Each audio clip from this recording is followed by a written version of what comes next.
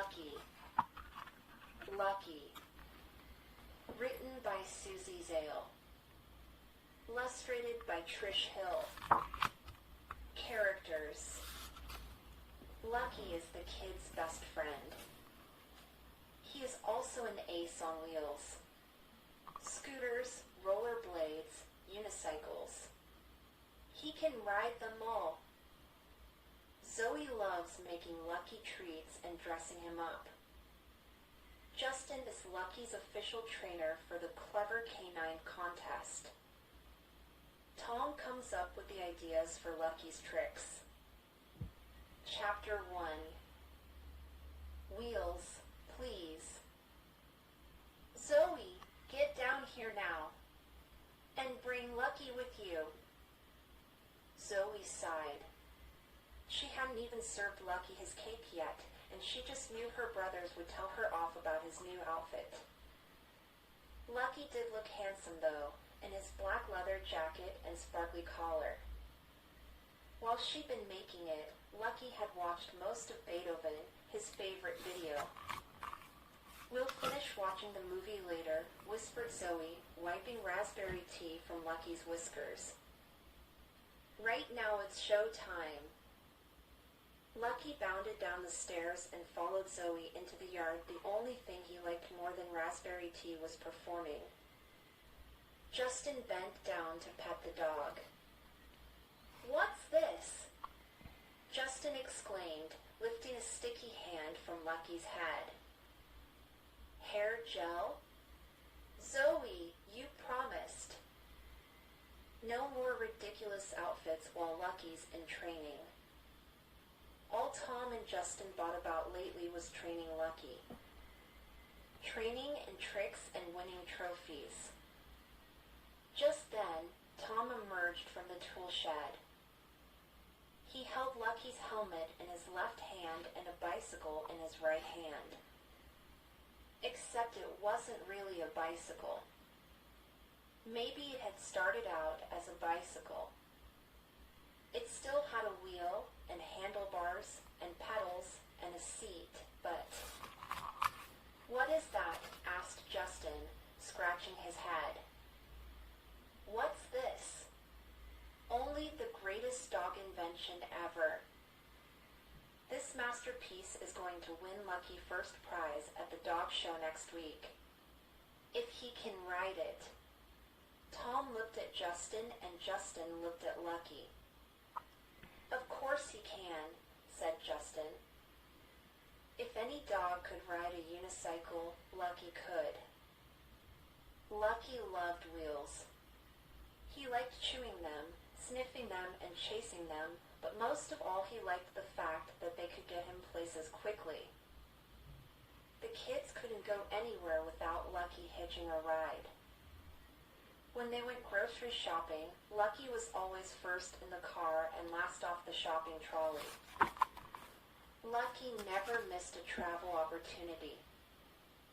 When Justin rode his bike to soccer practice, Lucky went too, perched in a basket strapped to the handlebars.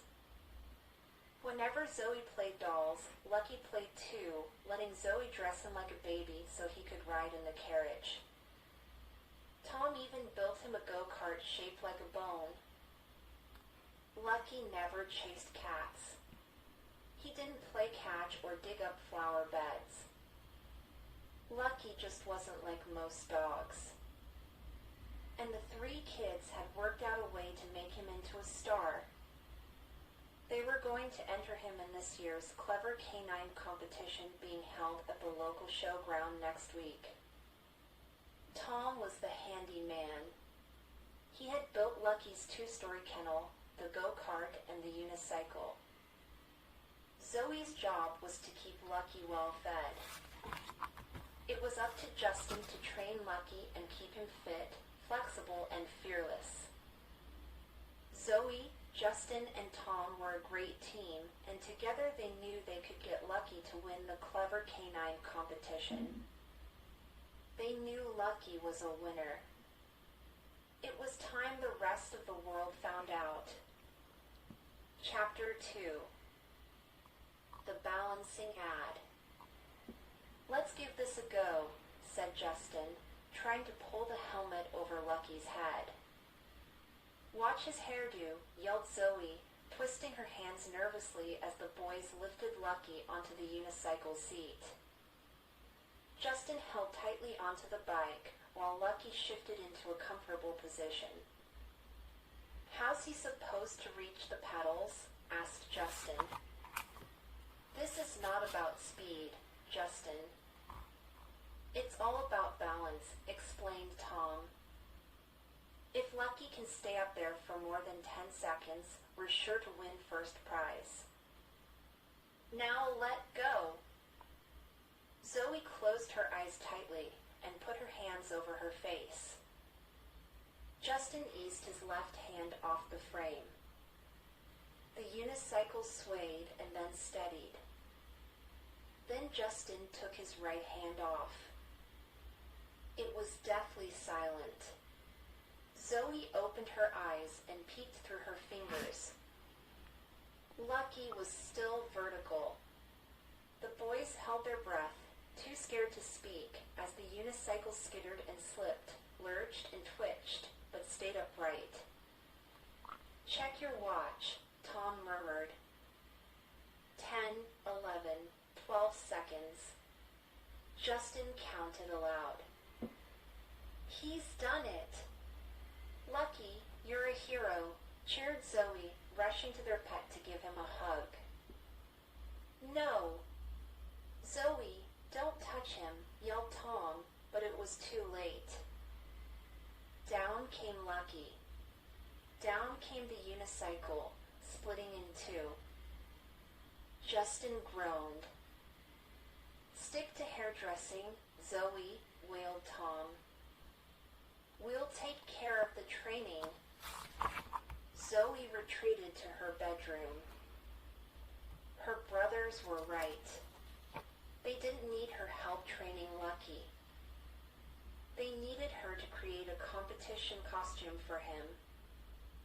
Something marvelous and shiny to dazzle the judges. Zoe snapped open her sewing bag.